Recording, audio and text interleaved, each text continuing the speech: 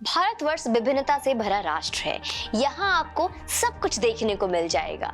मानव संसाधन के रूप में जिनकी चर्चा बहुत सम्मान से किया जाता है, उनमें एक धर्मावलंबी है जैन समुदाय। भारत की 1028 अरब जनसंख्या में 42 लाख लोग जैन धर्म के अनुयायी हैं। यद्यपि जैन धर्म के प्रसार बहुत दूर तक है, तो जो जनसंख्या से कहीं अधिक है। झारखंड जैसे छोटे राज्य में भी लगभग 16,301 जैन धर्मावलंबी हैं और वहां पर शिखर जी का पवित्र तीर्थ स्थल है। बीते कुछ दिनों से झारखंड में पवित्र शिखर जी चर्चा में है। दरअसल बात यह है, केंद्र की मोदी सरकार और राज्य की हेमंत सरकार ने मिलकर शिखर जी, जिसे समृद्ध शिखर भी कहा जाता है, धार्मिक पहचान को यूनेस्को टैग लगाकर एक पर्यटन स्थल के रूप में विकसित करने का निर्णय लिया है। यह खबर थोड़ी शायद पुरानी लगे आपको, लेकिन इसमें कुछ नया बताना है मुझे आपको, क्योंकि जैन समाज में मांस मदिरा का सेवन करना पूर्ण रूप से प्रतिबंधित है और समेत शिखर जी के पर्यटन स्थल बनने के बाद लोग यहाँ बड़ी तादाद में आएंगे ही आएंगे और अपनी इच्छा अनुसार खान पान करेंगे, जिससे इस तीर्थ स्थल को नुकसान पहुंचेगा, आस्था को नुकसान पहुंचेगा। यही नहीं, अभी कुछ समय पहले वहां एक व्यक्ति के शराब पीने का वीडियो भी बहुत वायरल हुआ था। ऐसे में जैन समाज के लोगों की भावनाएं आहत हो रही हैं, जिसे लेकर वे खुलेआम प्रदर्शन कर रहे हैं। ध्यान देने की बात क्या है? ध्यान देने योग्य ये है कि झारखंड सरकार ने वर्ष 2018 में समेत शिखर जी को इको सेंसिटिव क्षेत्र घोषित करने के लिए केंद्र सरकार से सिफारिश की थी कि यहाँ पे इको होता है, और वर्ष 2019 में इसे पर्यावरण के प्रति संवेदनशील घोषित भी किया गया। अब केंद्र और झारखंड सरकार की ओर से एक नोटिस जारी करते हुए इसे पर्यटन स्थल घोषित कर दिया गया है, जिसे लेकर काफी बवाल मचा हुआ है। हर तरफ शोर है, लोग बाहर प्रदर्शन कर रहे हैं। अब ऐसे में कई तरह के सवाल भी उठते हैं। क्या किसी भी धार्मिक स्थल को पर्यटन स्थल बनाना सही है? क्योंकि पिछले लंबे समय से हम यह देखते आ रहे हैं कि जिस भी धार्मिक स्थल पर यूनेस्को का धब्बा लग जाता है या फिर उसे पर्यटन स्थल घोषित कर दिया जाता है, इसके बाद उसकी पवित्रता धीरे धीरे खत्म होते देर नहीं लगती। बृहदेश्वर मंदिर का उदाहरण हमारे सामने है दोस्तों। देश में जैन समुदाय इन दिनों झारखंड की हेमंत सोरेन सरकार द्वारा लिए गए इस फैसले को लेकर काफी नाराज होता हुआ दिखाई दे रहा है। जैन समुदाय को लोग दिल्ली समेत देश के बड़े बड़े शहरों में प्रदर्शन भी कर रहे हैं और शायद मुझे लगता है यह कुछ हद तक सही भी है।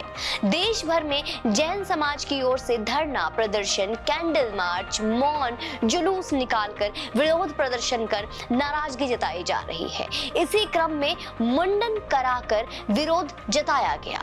उनका कहना है कि जैन तीर्थ स्थल समेत शिखर जी को पर्यटन स्थल बनाए जाने के फैसले को वापस लिया जाए। भारत या दुनिया में किसी भी धर्म को मानने वाले लोगों के लिए उनके तीर्थ स्थल काफी मायने रखते हैं और यह बात हम सनातनी बखूबी समझते हैं। प्रत्येक व्यक्ति जीवन में एक बार अपने महत्वपूर्ण तीर्थ स्थलों पर अवश्य जाना चाहता है। ऐसे में यदि तीर्थ स्थलों को सैर सपाटा और पिकनिक और हनीमून का स्थान बना दिया जाएगा तो उनका महत्व समाप्त हो जाएगा।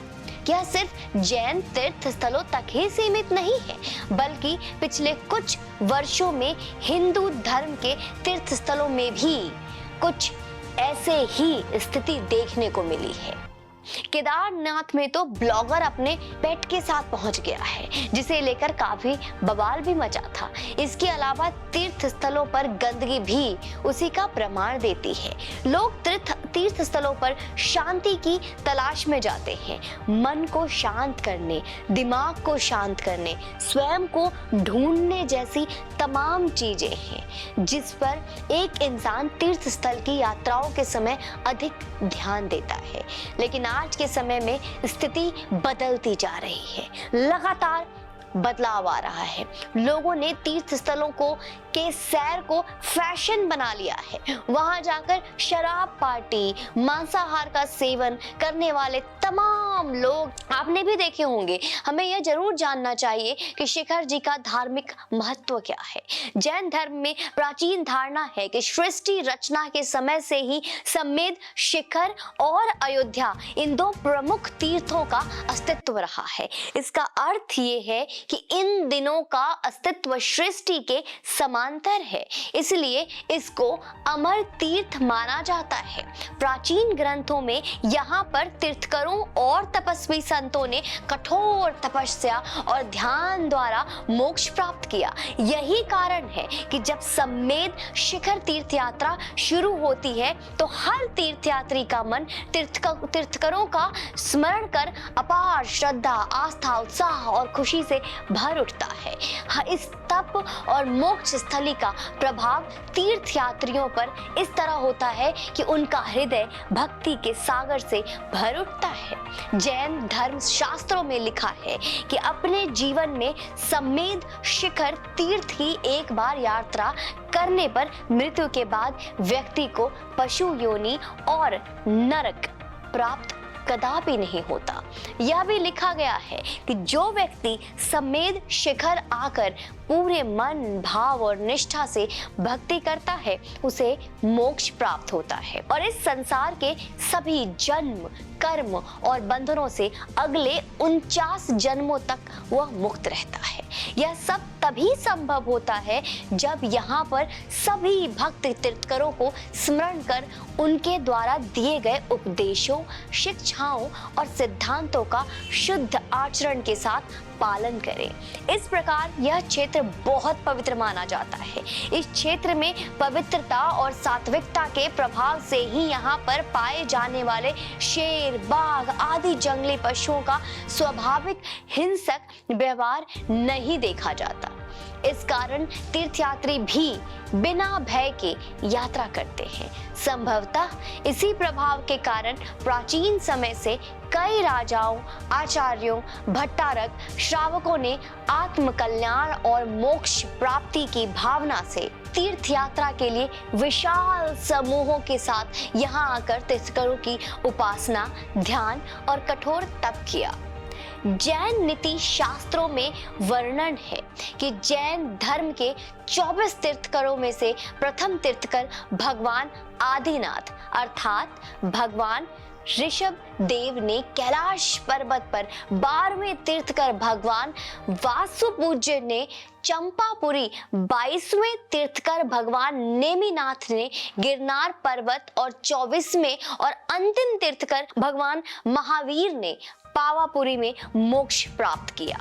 शेष 20 तीर्थकरों ने समेत शिखर में मोक्ष प्राप्त किया। जैन धर्म के 23वें तीर्थकर भगवान पार्श्वनाथ ने भी इसी तीर्थ में कठोर तप और ध्यान द्वारा मोक्ष प्राप्त किया था। अतः भगवान पार्श्वनाथ की टोंक इस शिखर पर स्थित है। दोस्तों, सरकार ने खूब सारे पर्यटन स्थल बनाए। हम इस बात का समर्थन करते हैं और सराहना भी करते हैं, लेकिन हमारी आस्था, हमारे पवित्र स्थल की पवित्रता से कोई समझौता किसी भी स्थिति में नहीं बर्दाश्त करेंगे। हम इस मामले में अपने जैन भाई बहनों के साथ खड़े हैं। क्या आप हैं? अगर आप भी इस मुहिम का हिस्सा हैं तो आप हमारे साथ आवाज बुलंद करें और शिखर जी को पर्यटन स्थल घोषित किए जाने का खुलकर विरोध करिए। कमेंट बॉक्स में अपना सुझाव लिखिए, अपना राय लिखिए और वीडियो को अवश्य शेयर कीजिए। लाइक का बटन मुझे यकीन है कि आपने अभी तक जरूर प्रेस कर दिया होगा। दोस्तों, अगर आपको यह वीडियो पूरी जानकारी से ओतप्रोत भरपूर लगती है तो चैनल पे यूं ही बने रहें और सुमन पांडे विद फैक्ट चैनल पे अपना यूं ही प्यार और समर्थन देते रहें। हमारी टीम की मनोबल बढ़ाने के लिए क्षमता अनुसार हमारी मदद करें ताकि हम यूं ही आपके लिए अच्छे और इंफॉर्मेटिव वीडियोस कंटेंट बनाते रहें। जय हिंद, वंदे मातरम।